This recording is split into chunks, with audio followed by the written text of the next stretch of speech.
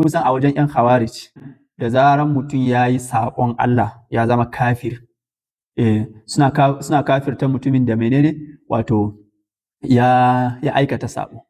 Suna kafa hujja da wannan aya da Allah yake cewa bala man kasaba sayyi'atan wa akhatat bihi khati'atuhu fa ulaika ashabun nar hum fiha khalidun. Suka ce gashi nan da Allah yake magana akan Yahudawa, yace duk wanda ya aikata wani laifi mugun aiki to wayannan 'yan wuta ne. Sun ce ai wannan adali ne akan cewa gashi nan Allah ya ce khati'atuhu, kuskure ne suka yi, mummunar aiki suka yi, laifi suka yi, aka ce su 'yan wuta ne. To kai ka saba wa Allah kuma sai a ce kai ba dan wuta ba? Ai bayan da za a yi musulmi yana saba wa Allah, don ma'anan muslim mai mika wuya mai sallamawa, fajir kuma mai laifi mai aikata laifi mai saba wa Allah.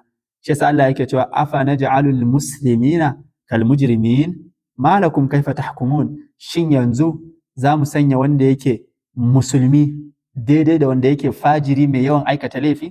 Me yasa ba ku hankalta? Wani irin hukunci kuke yi haka? Allah yake tambaya. Kaga kenan hukuncin ba daidai ba. Shi yasa suke ce to duk wanda yayi laifi ko yayi sabo da son shi ne ba da sanin shi ba, da gangan ne ba da gangan ba, ya zama kafir, ya zama arna, ya fita musulunci. To amma akidan ahli sunna ba haka bane. Sabo baya kafirta mutum. Aikata laifi baya fidda mutum daga addinin musulunci, saboda dukkan mu 'yan adam masu laifi ne. Cikin hadithi ingantacce manzo Allah ya ce kullukum khatta'un.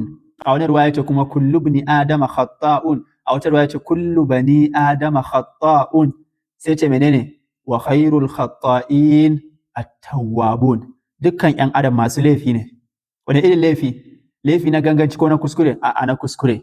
Sai ce amma wa khairul khatta'in, mafi alheri, wanda mai suka fi alheri daga cikin wanda za su yi laifi su gane laifin, su ne at-tawwabun, masu neman tuba.